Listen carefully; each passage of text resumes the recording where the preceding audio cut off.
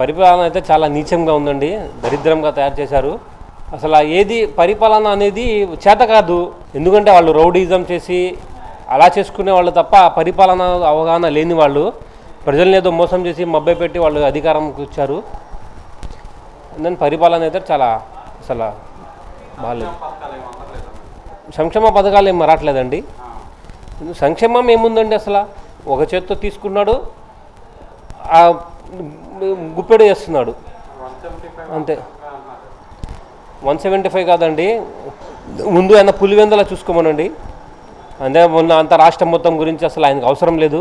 ఎందుకంటే రాష్ట్ర ప్రజలు ఆయనకి ఓట్లు వేయడానికి సిద్ధంగా లేరు. ముందు నీ ఊరిలో నువ్వు చూసుకుంటే ముందు అదన్నా నీ పరువు మిగులుతుంది. అంతేకాని అసలు రాష్ట్రంలో ఆయనకంత మాకు ఎమ్మెల్యే లేడండి. అసలు ఆయన సొంత పనుల కోసం వాడుకుంటాం తప్ప ఎమ్మెల్యే అనేది ప్రజల కోసం లేడు.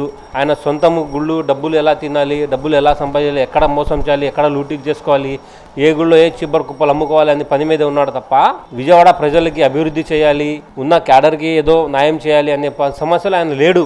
అందుకే ఆయనతోని వైసీపీ ప్రభుత్వం ఆయనకి అసలు సీటే ఇవ్వట్లేదు. ఆయనకి అసలు విజయవాడ నుంచి తరిమి కొడుతున్నారు. ఆయన పరిస్థితి అలా అయిపోయింది. ఇంకా ఆయన చాలా బాగుంటుందండి. అది ఒక దైవ నిర్ణయము. ఏదైనా ప్రజలు మన శ్రేయస్సు కోరి అందరూ కలిసికట్టుగా జనసేన టీడీపీ ముందుకెళ్తుందండి. చాలా చంద్రబాబు గారు సీఎం అవుతారండి. ప్రభుత్వ పనితీరు అంటే అసలు ప్రభుత్వం పనిచేస్తుందా పేద ప్రజల కోసము, సామాన్య ప్రజల కోసము, లేదా వీళ్ళ ఎమ్మెల్యేలు మంత్రులు చైర్మన్ల కోసం పనిచేస్తుందా చెప్పండి. ప్రభుత్వ పనితీరు బాగుంటే ఇక్కడ వ్యాపారాలు ఎందుకు ఉండవు, పరిశ్రమలు ఎందుకు ఉండవు? ప్రభుత్వం అనేది పేద ప్రజల కోసం అయితే, సామాన్య ప్రజల కోసం అయితే పని చేయట్లేదండి. ఏ సామాజిక వర్గానికి కూడా పని చేయట్లేదు. కేవలం వాళ్ళ పార్టీ ఎమ్మెల్యేలకి, ఎమ్మెల్సీలకి, మంత్రులకి, చైర్మన్లకే పనిచేస్తుంది ప్రభుత్వం. ఎవరు అదే పేరు వెల్లంపల్లి ఏదో అంటే ఎప్పుడో విన్నామండి ఆ పేరు. అప్పుడు కాంగ్రెస్ ప్రజారాజ్యంలో గెలిచి కాంగ్రెస్లో ఉన్నప్పుడు విన్నాము. ఈసారి గెలిచారంట, ఎప్పుడైతే కనపడలా పేద ప్రజలకి ఏదో సేవ చేసే విధంగా. ఇప్పుడు ఎమ్మెల్యే అంటే ఏంటి, ప్రజాప్రతినిధి. ప్రజా సమస్యల పైన ఆయన చిత్తశుద్ధితో పనిచేయాలి. అరే ఎవరైనా ప్రశ్నిస్తే రండి లోపలేసేయండి, ఏంటండి ఇది? ప్రజలు అన్నాక ప్రశ్నిస్తారు, మీరు ప్రజాప్రతినిధి అన్నాక ఓర్పుతో మీరు సమాధానం ఇవ్వాలి. ఈయన ఆరోపణ చేశారు, లోపలేసేయండి, ఆడది చెప్పాడు పంపించేయండి, ఏంటండి ఇది? ఎమ్మెల్యే అంటారా? ఎప్పుడైనా మీరు చూసారా?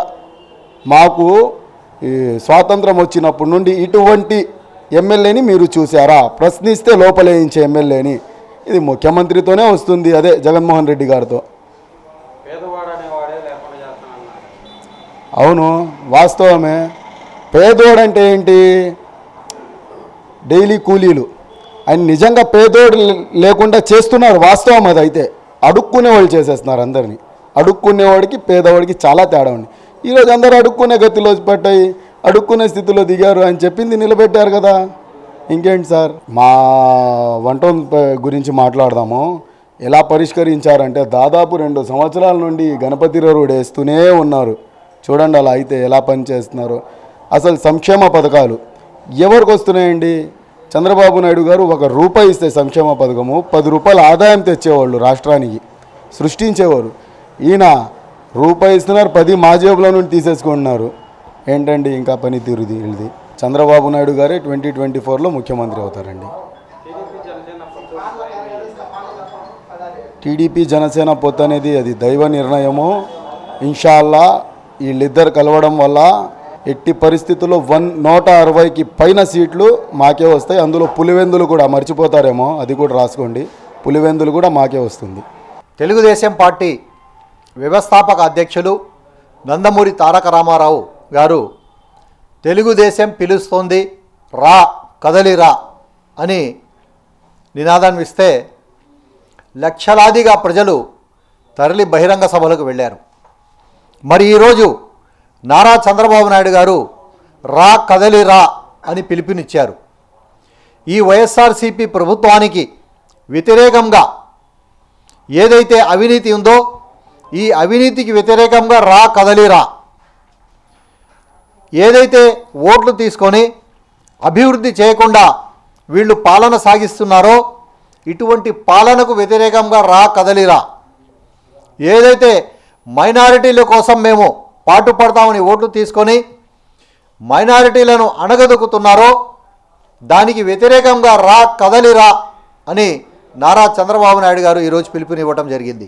ఎవరైతే వైఎస్ఆర్ పార్టీ వ్యతిరేకంగా ఉండి ఈ ప్రభుత్వం పోవాలని కోరుకుంటున్నారో వాళ్ళందరూ కూడా వేలాదిగా తిరువూరు నారా చంద్రబాబు నాయుడు గారి రా కదలిరా సభకు వచ్చి జగన్మోహన్ రెడ్డికి వ్యతిరేకంగా నినదించాల్సిందిగా కోరుచున్నాను.